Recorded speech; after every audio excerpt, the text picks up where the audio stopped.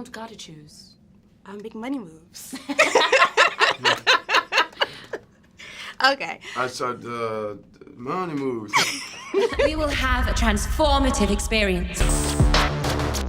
One of my favorite lines in the movie was when you were telling Squeeze that your parents named you Detroit because that's an American name. Yeah, they wanted me to have an American name. Can you give us, what's your underlying theory for that in the movie? Because I have my own theory. I'd rather hear your theory. I think mine is along the lines that Motor City and manufacturing and Donald Trump making America great. Sure, and it's sure, and it's like an American city. I think also this idea, like we don't know who Detroit's parents are, but so many people in America are like first generation, and so there's also, I think, for some people that might speak to them, this idea that you want to sort of like assimilate. Hey, hello, Mr. Davison, Cassius Green here. Sorry to butt. Let me give you a tip. You want to make some money here? Use your white voice. My white voice. I'm never talking about Will Smith's wife, like this young blood. Hey, Mr. Kramer. This is Langston from Regal View. The movie talks so much about what's happening in culture and society. I want to know what you expect people to gain from learning about Cassius Green's story, from him aspiring to want to be ambitious and him getting to that level, and him just rethinking everything. Yeah, my hope is that people come to the story with an open mind and are just able to receive and retain whatever they feel personally.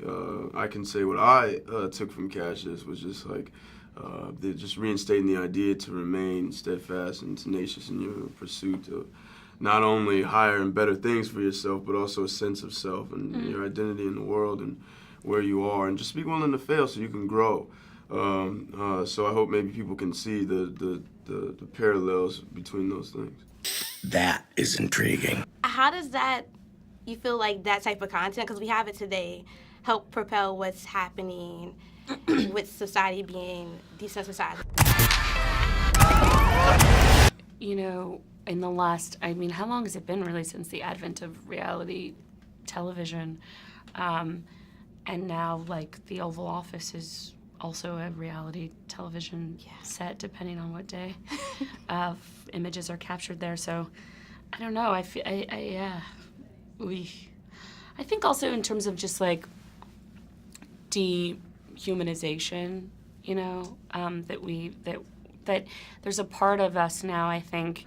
And social media is incredible for being able to disseminate information and create community, but I think we also get into this space where we're bombarded with images and we feel disconnected from the fact that they're are happening and actual.